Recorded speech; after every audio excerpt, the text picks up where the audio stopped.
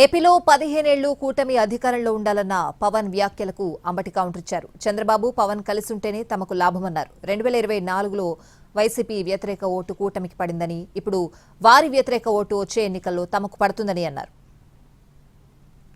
పవన్ కళ్యాణ్ గారిని కలిసే ఉండమనండి, మాకు ఏ విధమైన అభ్యంతరము లేదు. కలిసి ఉంటేనే మంచిదని మేము అనుకుంటాం. కలిసి ఉంటే కలదు సుఖం వాళ్ళకు కాదు మాకు. ప్రభుత్వ వ్యతిరేక ఓటు చీలకోకుండా ఉండాలి అంటే ఆ కూటమి కలిసి ఉండవలసిందే. ఉంటేనే ప్రయోజనం. వాళ్ళు కలవడం వల్ల అప్పుడు ప్రయోజనమైంది వాళ్ళకి. ఎందుకంటే మా యాంటీ ఎస్టాబ్లిష్మెంట్ చీలకోకుండా మొత్తం వాళ్ళకే పడింది. వాళ్ళ యాంటీ ఎస్టాబ్లిష్మెంట్ కూడా చీలకోకుండా మొత్తం మాకే పడుతుంది.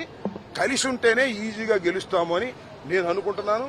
పవన్ కళ్యాణ్ గారు బహుశా అగ్రిమెంట్ రాసినట్టున్నాడు 15 సంవత్సరాలకే కాదు, మొత్తం జీవితాంతం కలిసిమెలిసి ఉండండి ఆయన. మాకేం అభ్యంతరం లేదు.